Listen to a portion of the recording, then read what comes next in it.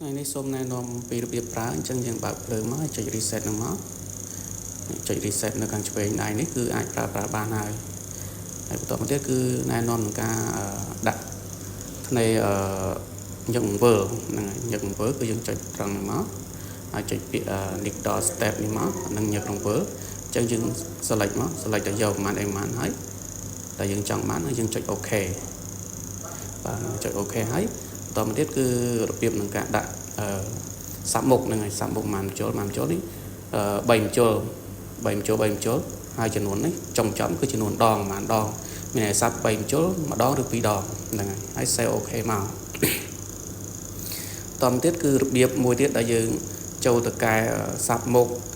ដាក់ថ្នេរញឹកអំអីគឺមករបៀបផ្សេងមួយទៀតហ្នឹងហើយអញ្ចឹងយើងចុចចឹងមកតាមវីដេអូហ្នឹងហើយចុចចឹងមកហើយចុចលេខបូក1ដើម្បីដល់ថ្នេរហើយយើង select យក all មានយើងចង់ដាក់សាប់មុខឬក៏ថ្នេរញឹកអំគឺដាក់ទាំងអស់អញ្ចឹងដូចគ្នានៅខាងវីដេអូទី1ចុចចឹងមក OK បន្តមកទៀតយើងចុច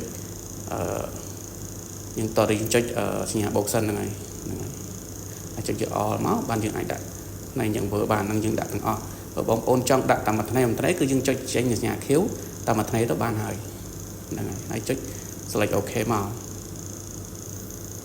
រួចហើយយើង select ហើយយើងថយយក yes ហ្នឹងដើម្បីបញ្ជាក់ថាយើងកែរួចហើយទទួលយកនឹងការកែរបស់យើងហើយចុច reset មកតែប៉ុណ្ណឹងគឺ OK ហើយអាចប្រើប្រាស់បានបាទអរគុណ